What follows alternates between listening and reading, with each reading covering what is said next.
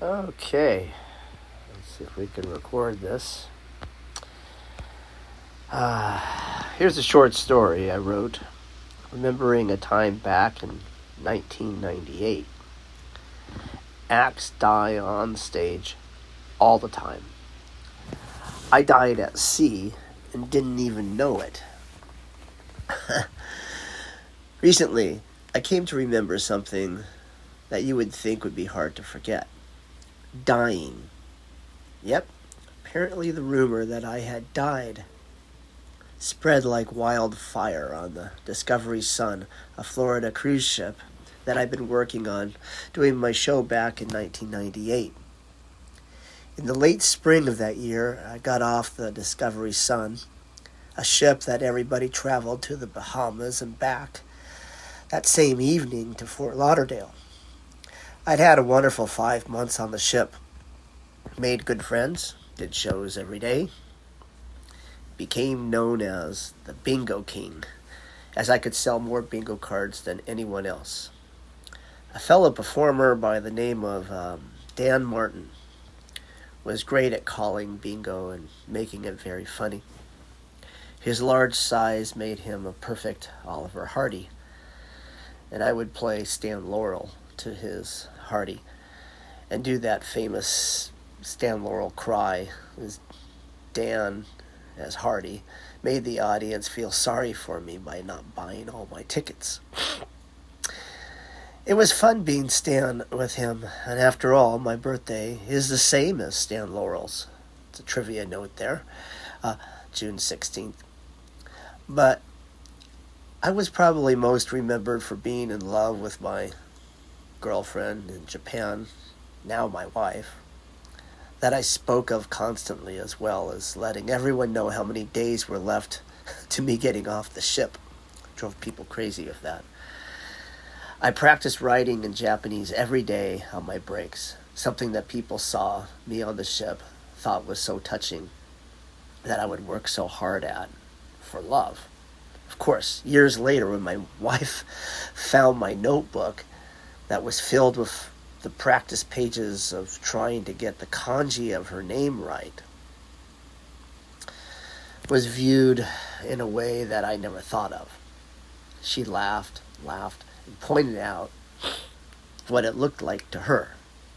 She said, "Tack, what would you have thought if you found a notebook filled from end to end with only your name written over and over in it by me?"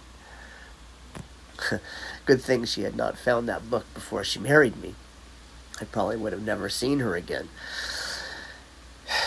If she'd seen that while we were dating, well... Well, a week after I got off the ship,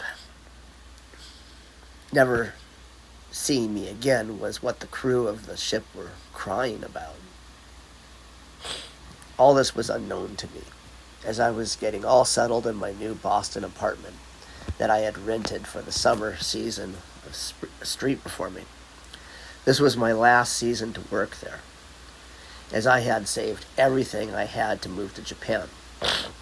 But I was not moving to Japan until I had finished my last season at Faneuil Hall.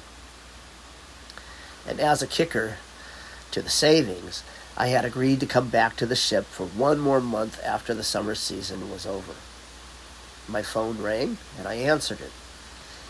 It was the agent that had booked me onto the Discovery Sun, who had not yet given this new number yet. I had not given him my number, so I was surprised to hear his voice. But he sounded much happier to hear mine.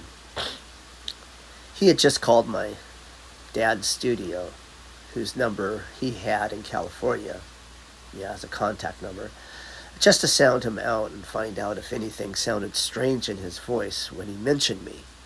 Instead of just saying out loud, "I heard that your son is dead." So he said, "Your father might wonder why I called, and just said I wanted to see how you were doing." And I asked him for your phone number when he said you're in Boston. Then he went on to say that after a week after I had stepped off the ship, the shuttle driver that always drove the staff to check their mailboxes and such had witnessed a high-speed car crash at an intersection and was certain that I had been the driver of the rental car, and that he was quite certain that I had died at the scene. The news spread quickly, and the whole ship was in mourning. The cruise director and some other staff had even got off the ship to check different hospitals for me, and they could not get any news from the hospitals. And I was very surprised, of course, to hear that everyone thought I was dead. I assured him that I was quite alive and that I had left Fort Lauderdale the day I got off the ship, no rental cars. He said he would spread the good word and that everyone would look forward to my return in September. So the cruise director made the announcement to a handful of people, but the rumor of me still being alive did not spread quite as fast as the rumors of my death had. And in September, when I stepped back on board the Discovery Sun, there were a lot of freaked out people. Some were crying, others just looking like they were seeing a ghost. At first, I tried telling people that there had been a mistake and that I had not been in a car accident.